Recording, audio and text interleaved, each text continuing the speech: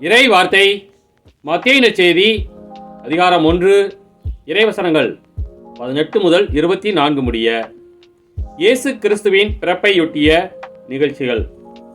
அவருடைய தாய் மரியாவுக்கும் யோசேப்புக்கும் திருமண ஒப்பந்தம் செய்யப்பட்டிருந்தது.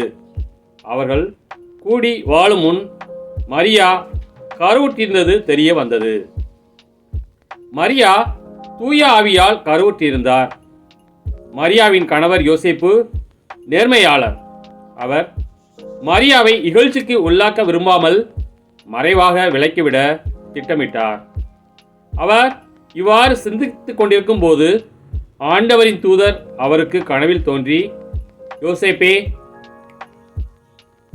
தாவீதின் மகனே, உன் மனைவி மரியாவை ஏற்றுக்கொள்ள அஞ்ச வேண்டாம்.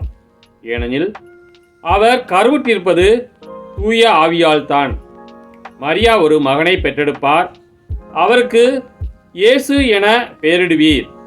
ஏனெனில் அவர் தம் மக்களை அவருடைய பாவங்களிலிருந்து மீட்பார் என்றார்.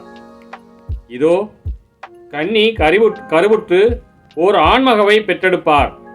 அக்குழந்தைக்கு இம்மானுவேல் என பெயரிடுவர் என்ற இறைவாக்கினர் வாயிலாக ஆண்டவர் உரைத்தது நிறைவேறவே இவை யாவும் நிகழ்ந்தன.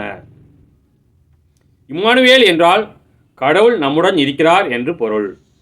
யோசேப்பு தூக்கத்திலிருந்து விழித்தெழுந்து ஆண்டவரின் தூதர் தமக்கு பணித்தவாறே தம் மனைவியை ஏற்றுக்கொண்டார்.